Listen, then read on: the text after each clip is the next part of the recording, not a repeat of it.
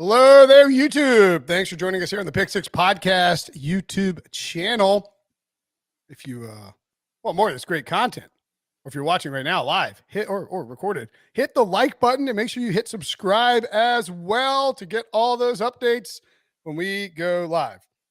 What's up, everybody? Welcome to the Pick Six Podcast, CBS Sports Daily NFL Podcast. I'm Will Brinson. I'm your host. It is Tuesday, May the 10th. If you are listening to the podcast in audio form, Monday, May 9th, if you are watching on video, youtube.com/pick6. Joining me to do I guess we'll call this a show we have to do because this podcast is daily. And there's not a ton going on in the NFL, but just enough to fill the content. John Breech, what's up, buddy? And Brinson, you want to do a show because you wanted to hang out with me for 30 minutes. 30 minutes. This may be a 30-minute show. We will get to some scheduling stuff. We also talk about various interest in free agents out there, but we start with Pete Carroll discussing the quarterback situation in Seattle. He said that the team does not expect to make a trade for a quarterback. Didn't think Malik Willis was NFL ready. And this is on Sports Radio KJR. Love KJR. Didn't think Malik Willis was NFL ready. And says that Drew Lock would have been the first quarterback taken in the 2022 NFL draft. But Drew Lock is currently behind Geno Smith on the Seahawks depth chart. So let's play not truth or dare. Truth or lie. True or false. I don't know. What do you want to call it? False or truth. Okay. Well, I don't know what game we're playing, so how can I name it? I can name it after the fact. All right. Buy or sell. How about that? That's easy enough. Okay. How about buy or rent? How about just buy or sell? A lot of people rent now. Yeah, but it's the same thing as buying. Not renting and buying are different, Brinson. Yeah, but you're not okay. Buy or sell. The Seahawks will not make another trade for a quarterback assuming no injury, prior to the season starting. I buy that. But you know what?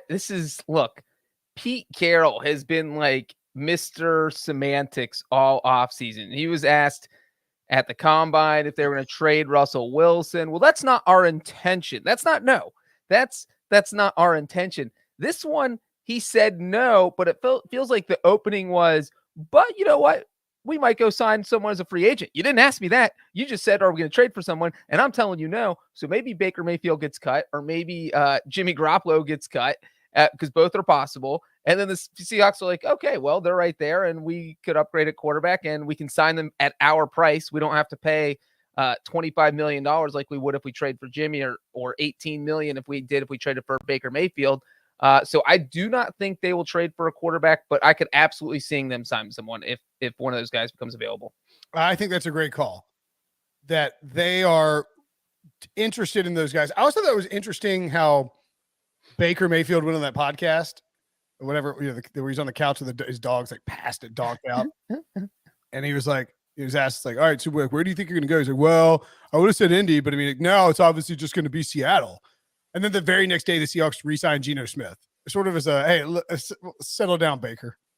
Yeah, also it's a stupid thing to say from Baker. Like, you don't need to be like, the only pathetic losers without a quarterback who need me are Seattle, you know? Like, I don't think they'll trade for Baker, and I don't think they'll trade for Jimmy G. I think you're right. I think those price tags are too exorbitant.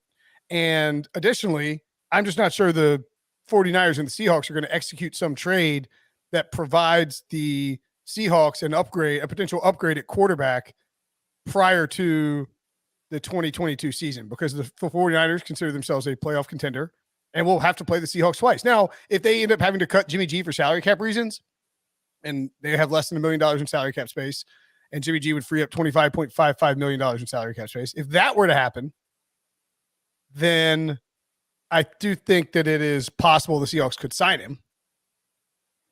But, and maybe Jimmy wants revenge on San Francisco. I don't know. I mean, it feels like Seattle or Carolina would be the most likely landing spots for those situations. But yeah, I think That's the semantics that Pete Carroll's playing with. Yes, we could sign another quarterback, but no, we are not going to go out and actively try to get one. Worth noting, in 2012, that the Seahawks made the playoff. Oh, did they make the playoffs? Yes. What's that? They made it. No, in 2011, they missed the playoffs, right? 2012, they made it in Russell Wilson's rookie year. They definitely made it in 2010. 2011, 2010 Beast Quake year was one of those. 2010 was the Beast Quake year. That's right. Sorry. 2011, they went 7-9 and missed it. 2010, they went 7-9 and made the playoffs with Tavares Jackson as their starting quarterback, I think, for the full season. Yeah, 2010 season was Beast Quake when they beat the Saints. Oh, no, they had Hasselbeck then. And then 2011, they did not make the playoffs, but they went 7-9 in both years. Yes. I sort of wonder if Pete Carroll doesn't look at this Geno Smith, Drew Lock amalgamation and think that could be my Charlie Whitehurst / Tavares Jackson. I won't lump Matt Hasselbeck in that group, even though I think he was probably pretty old at the time of he was 35 at the time. So we're not talking about like peak era Matt Hasselbeck. He had 12 touchdowns in 14 games. But I think I think that's what Pete Carroll's going for. He and John Schneider think that they can kind of cobble together above average defense that people aren't expecting to see, that they can coach up this team and they can have this just muddle games into ugly affairs and find a way to win somewhere between 7 and 10 games and maybe backdoor the playoffs. I think pretty less than likely, but like that's the only thing I can come up with as to why that might be like what the Seahawks might be trying to do this offseason. Well, this is like Pete Carroll's fantasy. We heard the whole time the last 2 years about let Russ cook, let him in the kitchen, run the offense through him. Pete Carroll doesn't want a quarterback in the kitchen. Pete Carroll wants defensive players and a running back in the kitchen. The quarterback is just like out in the family room lounging around. He doesn't have to do anything. And so I think Pete Carroll's thinking, let's get back to Pete Carroll football and let's have. He wants the quarterback bussing the food to the dining room table from the kitchen. Like he is more than happy. He's more than happy having a game manager. And so he's thinking, hey, look, Drew Lock, Geno Smith, one of those two guys can be a game manager in my system. I don't need a superstar. We're going to run the ball and we're going to play defense. That's how I win. I think I agree. I think that's where they're at. Now, I don't think it's going to work this year, but weirder things have happened. I think they're clearly the fourth best team in the division. Yes. Yeah.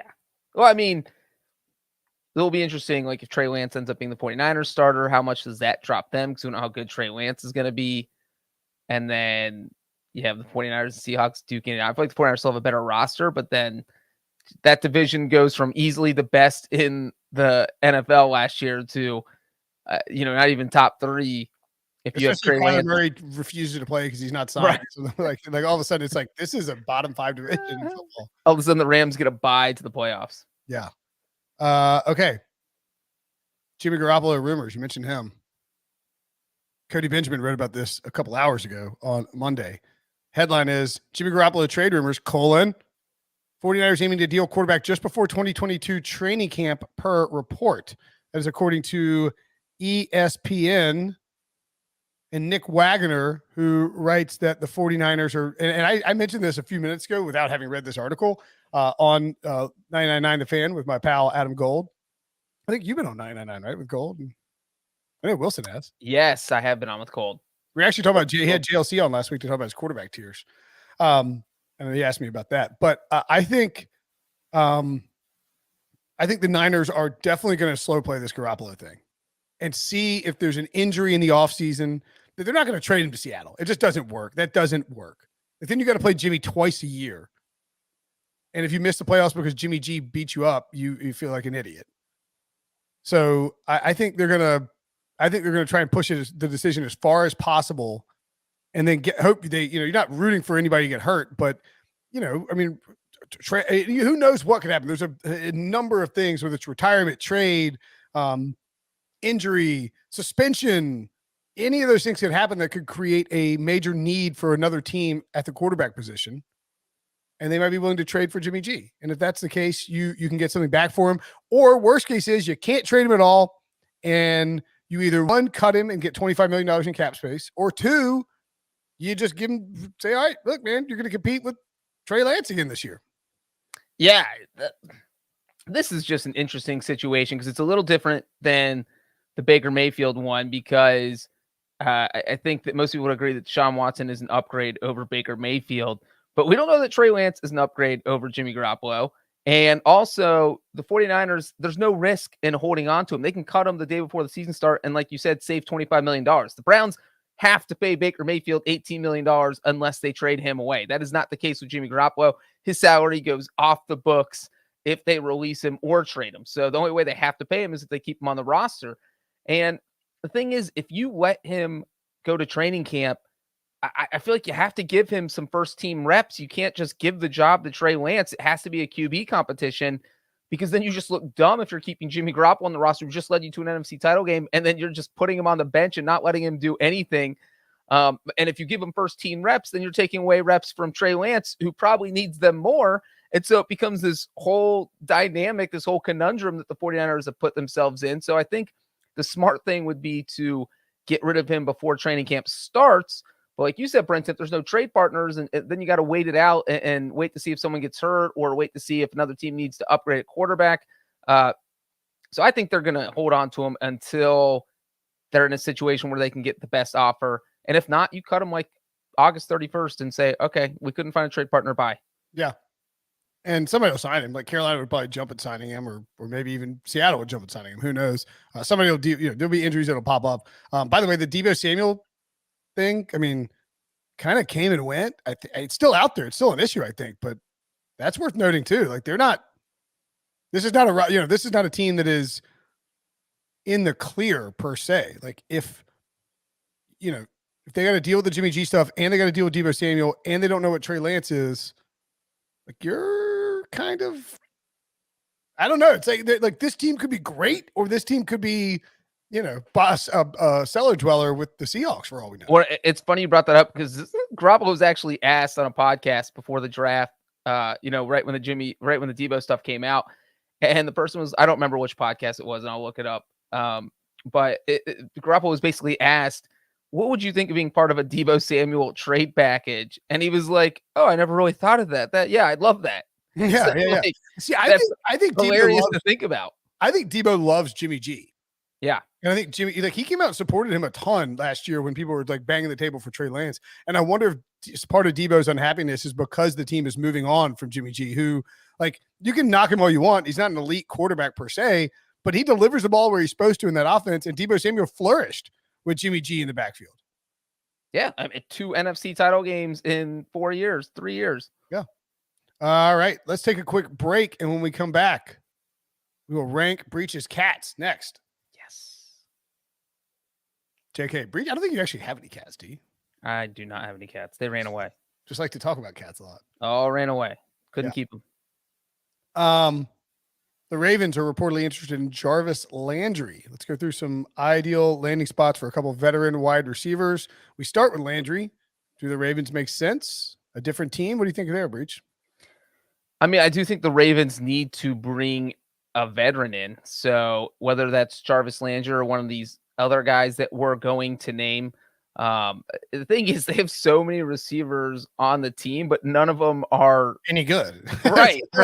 So like, it's really a weird situation. I think if you can get a veteran in there, though, you should do it. And so, I think Jarvis Landry would make a lot of sense. He's a guy, he wants to be a number 1 wide receiver, and he probably wasn't going to be that in Cleveland now that they have Amari Cooper. So it's like, oh, looking at all these rosters in the NFL, where would be the easiest place to go and kind of assert myself right away as the top guy? And it does feel like Baltimore is definitely on that list.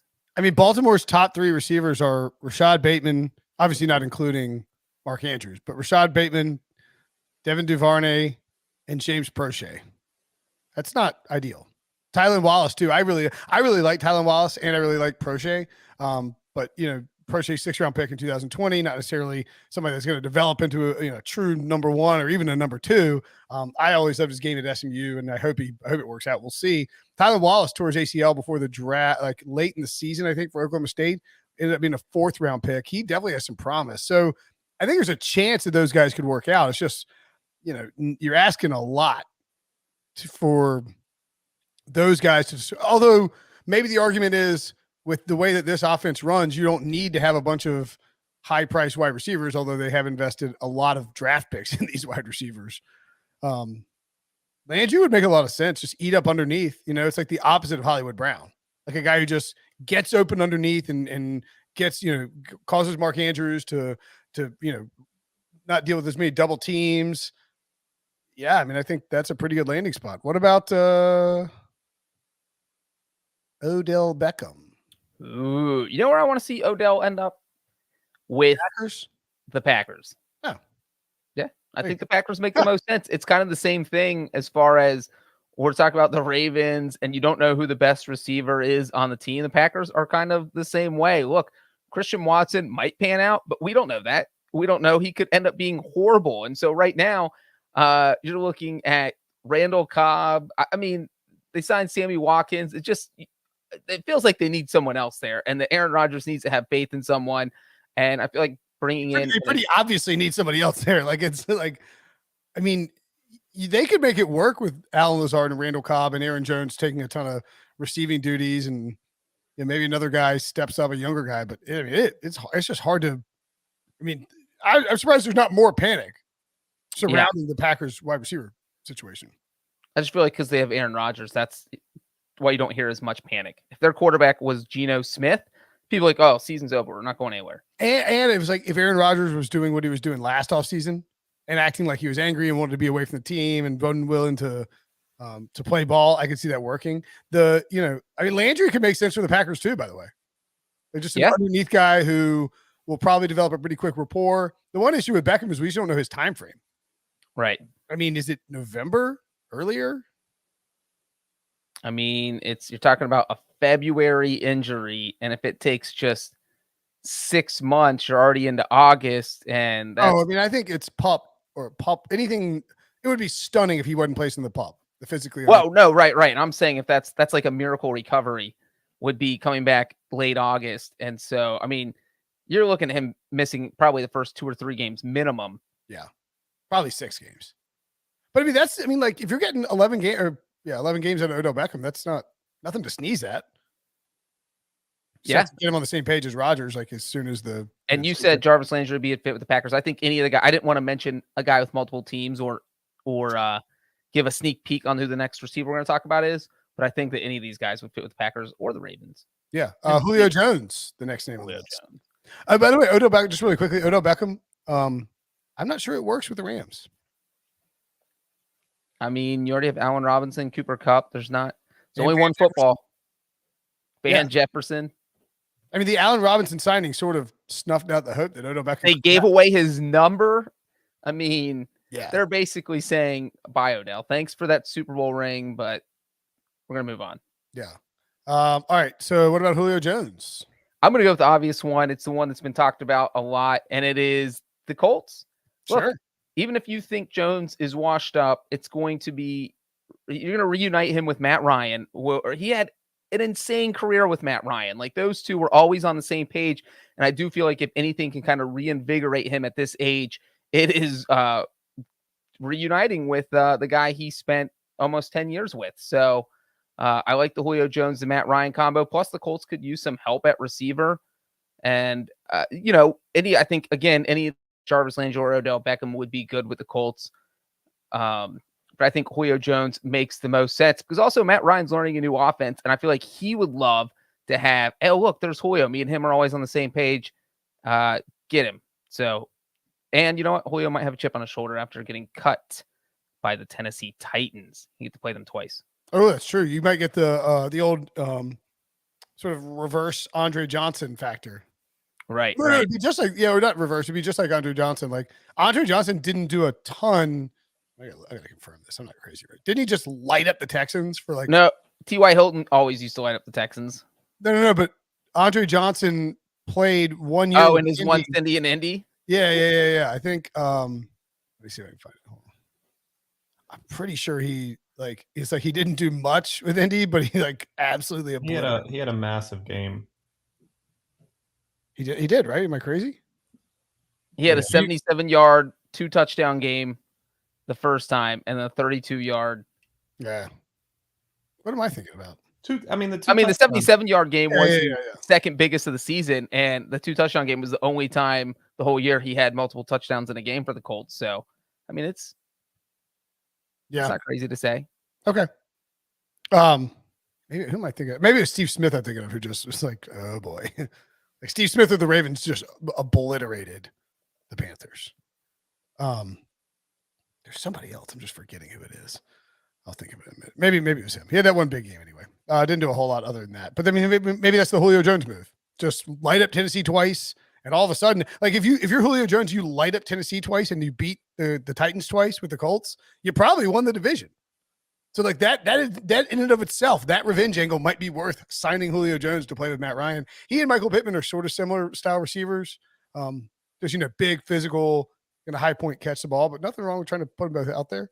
I think they like Ashton Doolin a lot, but I mean, they used a second round pick on Alex Pierce.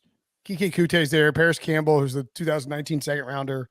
Like Pittman looks like a stud, but I think there's a lot of questions on the rest of that. Well, they have a lot of young guys. That's the other thing. So just bring in an established veteran to kind of who doesn't need to play every down, and I think he can work there. I'm with you. All right. Finally. Yes, finally. It's going to be a really short show. Short, sometimes you need that, Brinson. Sometimes the listeners are thinking, 30 minutes is perfect. I don't need more of Breech and Brinson today. Yeah. I mean, watch, something big will drop as soon as we get off. But so we have found out some games on the NFL schedule. And I should point out that on Thursday night, we, of course, will have a podcast recapping the NFL schedule release. And there's a big Debo, is there official programming stuff to mention, or should I just keep going? You would know better than me. Okay. I'm under the impression that there's a big schedule release show because I've been told to block off like 4 hours of your life. At the very least, we'll be here on Pick 6. Yes. At the very least, we'll be live on YouTube to discuss the schedule when it's released on Thursday. At 10 p.m. Eastern, I believe, right? What? Yeah. It's released at 10 p.m. Pick 6. No, that's when our show is. Oh, right. Yes. Because you'll be doing 8 hours of prior. 4 hours of schedule. I'm assuming the schedule is released at 8 p.m. And we're going to go live 2 hours before and 2 hours afterwards, which makes total sense. Well, the thing is that at 6 p.m. Eastern, all the teams are allowed to release their home opener. So it gives you 32 games to talk about right off the bat. Hey, the Browns haven't won an opener in 17 or 18 years or whatever it is, or the Colts have lost like 5 or 6 straight. So you have the openers that get you there until 8, and then boom, the schedule drops. Okay. Plus all the leaks that I'll be tracking throughout the day. Oh, you're going to be doing it? It's my specialty. Isn't it though? So we found out on Monday morning, I believe Adam Schefter or somebody at ESPN tweeted it out, that, and the Bills confirmed it, of course, that we will be getting a week 2 Monday Night Football double header. Week 2 double header on ESPN and ABC. The catch here is that this is not your normal Monday Night Football double header that you've had in the past, where there's one game that starts at like 7 and then the next game starts at 10. Instead, it's a doubleheader that's going to run somewhat concurrently, I believe, Breech, with the first game, Titans-Bills, scheduled to start at 7:15 p.m. Eastern time, excuse me. And I might have had these flip, so let me know. And then Vikings-Eagles scheduled to start at 8:30 p.m. Eastern time. I don't know what the NFL's doing. Look, I actually don't mind the NFL. I don't mind the NFL doubleheader. The NFL's had Monday night doubleheaders in the opener since like 2005. It's been a regular thing. They took the doubleheaders off the schedule last year. So last year was the first time in a while there was no Monday night doubleheader. And now they're bringing them back this year. And I think look, there's been all this talk about why is ESPN cannibalizing itself with the Manning cast and taking viewers away from the main Monday night broadcast. And then now you have cannibalizing by the second game, taking viewers away from the first game. Like if Bills Titans is close, because that's the better game and it's the early game, if that game is close in the fourth quarter, is anybody in the world flipping over to watch Eagles and Vikings besides maybe Eagles and Vikings fans? So you're not even paying attention to that game until Bills Titans is over. If I was going to do a doubleheader and I had to do it this way, I'd probably put the worst game first and put the juicier game on ABC at 8:30. But maybe that's just me. I'm a little surprised that they're not spreading them out a little, like a little bit more. I mean, I know 7:15 is 4:15 West Coast time, so that's kind of tough. But I mean, are we really at the point where people just won't figure out a way to how to watch the football if it's on early enough? Like, I don't feel like people on the West Coast are like, well, I can't have that football on my television while I'm working from home at 4. You know, if they really want to watch it. I mean, it's not. You know, I mean, maybe I don't know. Am I wrong there? I feel like. Well, I mean, and one of the commenters, Sean, is mentioning right now they're actually making the doubleheader watchable for East Coasters because, you know, back in the days of the old doubleheader, it started at 7:15. The second game started at 10:15. But again, you're not watching both games. I understand that some people will watch both games and that you can watch both games. I would think most people would watch Bills Titans till it's over and then switch to Vikings Eagles. So, like, even though you could theoretically watch both games, it just seems like just a little crazy crazy idea. You know what though? Maybe the numbers will be a hit, and I think the problem has been that the numbers have been so bad for the 10 p.m. Monday Night Football games, and it feels like such a slog getting through it. Particularly if the first game isn't good, where you're like grinding through the first game, you're halfway through, and it's like an ugly game. You're like, oh my god, we have 5.5 more hours of football to watch. Which, you know, love football, but I kind of get behind this idea, if only from thank you, we don't have to podcast at 2 a.m. on the Raiders and Ravens game on the Monday night. And one other interesting thing about this is that I know there had been some speculation that the Bills might end up playing in the Thursday night opener against the Rams. This doesn't necessarily eliminate them with this announcement, but I do not think they will be in the Thursday night opener against the Rams. Now they have this Monday night game. Over the past 6 years, any team that has played in that opening Thursday game has never gotten the Monday game in week 2. So I have to and there's been, you do the doubleheader now though. What? It's usually the doubleheader is week 1. No, the Thursday night opener. The Rams will host the Thursday night opener. Yeah. And wait, usually the Monday night doubleheader is week 1, not week 2. Right. That doesn't have anything to do with what I'm saying. I'm saying the two teams that play in the Thursday night opener in week 1 have never been scheduled to play on a Monday night in week 2. So it doesn't matter when the doubleheader is. That's just. No, I know what you're saying, but I'm just saying there's now 4 teams instead of 2 teams involved. So like the percentage chance of it happening are a little bit higher, but. Well, no, because all 4 teams that play on Monday night aren't on the Rams schedule because there's only X amount of teams that could play in the opener. Right, I got you. So I don't think bottom line, I don't think the Bills will be in the opener. Do you think? I think you're probably right. Do you think that's that's giving them a buy, like a bonus buy too early? Like, is that just a competitive advantage or what? Oh, I mean, if you're the Titans, you'd be irate because you get the Bills will play on Thursday, and then instead of having 10 days off, they'd actually have 11 days off. Yeah, because you're going from Thursday to Monday, and you know for Tennessee, that's one of your biggest games that you don't want to lose. Yeah, so that's another reason I'd be shocked because Tennessee would be irate if that happens. That's true. It'd be a pretty big competitive disadvantage, and all of a sudden the Bills could be, you beat the Rams. And then you beat the Titans, and like you have ample rest time leading into that first week, and then you have 11 days. It's a pretty big advantage for the 2 big games on the Bills schedule. So that's probably a good case. All right, looking at the rest of the games that we know about: Chargers Chiefs in week 2 on Amazon Prime on a Thursday. Week 4 Vikings Saints at London. Week 5 Giants Packers at London. Week 8 Broncos Jaguars at London. Week 10, Seahawks Bucks in Germany. And week 11, 49ers Cardinals in Mexico. Of those 6 games, which one, or maybe 2 if you're so inclined, to get us to 35 minutes, intrigue you the most, Breech? Wait, am I allowed to include the Monday games that we just announced? Yeah. Wait, Debo, what do you think of the Eagles playing against the Vikings on Monday night? Oh, yeah.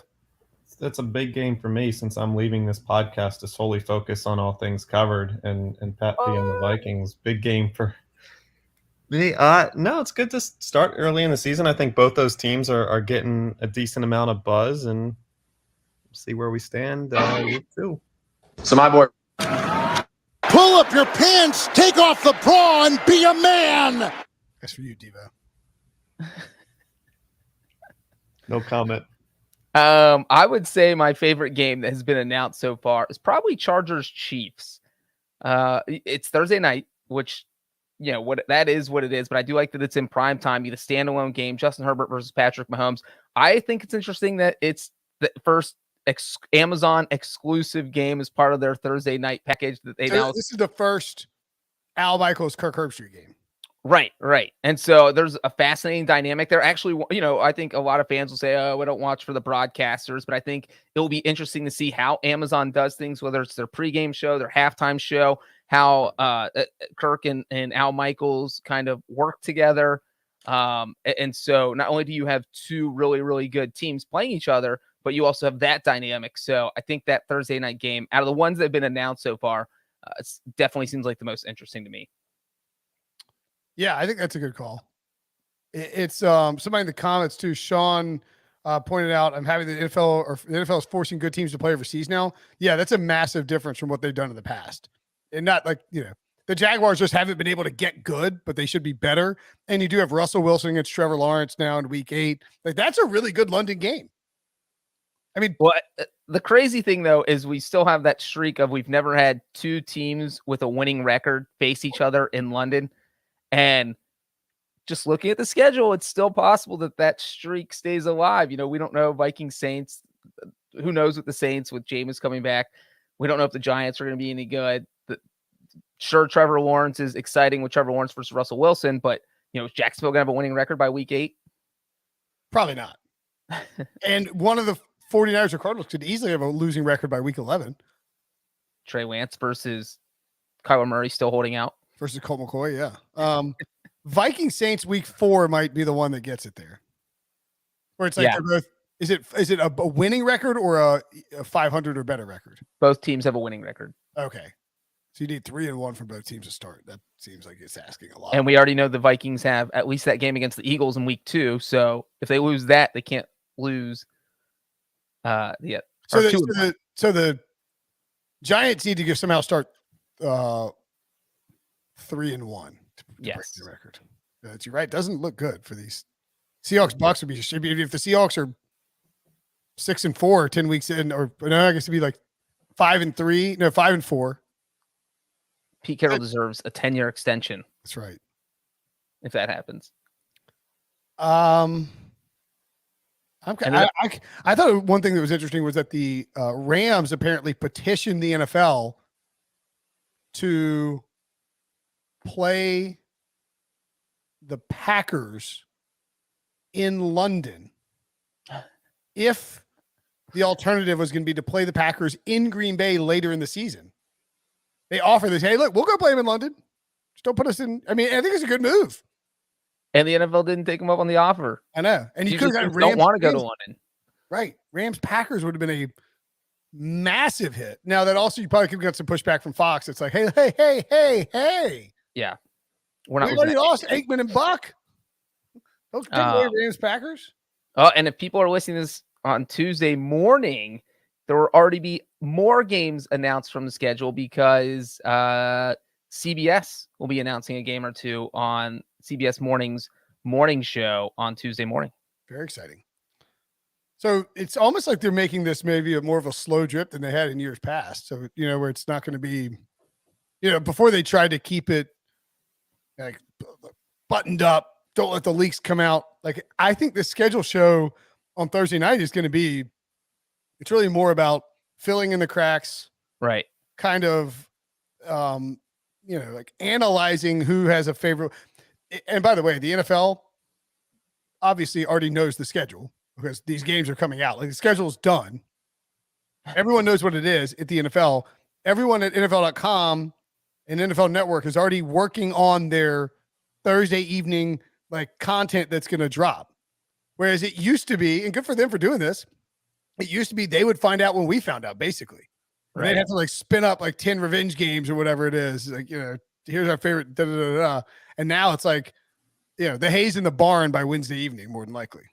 Yeah, and it's good that the NFL has embraced this because, like, look, people love these schedule leaks, and the NFL was like, well, why would we only do this on one day when we can just spread it out? Because last year was the first time they really started to embrace that when they had CBS and Fox were allowed to announce their week 1 schedules on Thursday morning, so the same day the schedule was supposed to come out. And now we're talking about this has been milked out almost over 2 weeks because you had the Chiefs-Chargers game announced during the first round of the draft. And then you had the international games announced last Wednesday. And now here we are getting the ESPN doubleheader on Monday. CBS announces games on Tuesday. Fox is going to announce a game or two on Wednesday. And then we get to Thursday at 6 p.m. when each team is allowed to announce their home opener. And then the entire schedule comes out at 8 if it hasn't all leaked up by then. Which it more than likely will have. All right. Sort of starting to hit the slow period here, Breech. I don't even need to know the Bengals schedule because I know they're going to win all their games. So it doesn't matter when or where they play them. 17-0 to start. Not a bad. 17-0. Yeah. All right. Thanks for watching. Thanks for listening. We will be back, of course, tomorrow with more content. Oh, actually, well, you know what? Before we go, I meant to, good call. Dominic in the chat caught that. I just saw it and erased the notification. James Bradbury released by the Giants, according to reports. Not entirely shocking. There had been basically a sort of fait accompli type of situation that Bradbury was going to be released, but then Joe Shane, the GM for the Giants, kept saying, well, we don't know. He's definitely gone or not. Now they have, of course, are down to a situation where it looks like you got a Dory Jackson there. They drafted Cordell Flott, one of my favorite names from the draft, from the draft, 3rd round pick. And then Aaron Robinson. I don't think I'm missing anybody else, right? They're not. I'm not missing some big name that they added, am I? And they just spent the last 2 months trying to trade him. They couldn't find a trade partner, and they're like, hey, man, we're going to save $10 million by dumping you or trading you, and one of them's going to happen. And you know what, though? Good on the Giants. Gives them plenty of time to latch on with someone, and there are a lot of defensive backs, teams that need defensive backs. So I do not think he'll be unemployed for very long. Yeah, I would tend to agree with that. He will get scooped up. Good player. Just wasn't really worth their contract. All right, that's it for the show today. Thanks for watching. Thanks for listening. For Breech, I'm Brinson. We will talk to you guys tomorrow.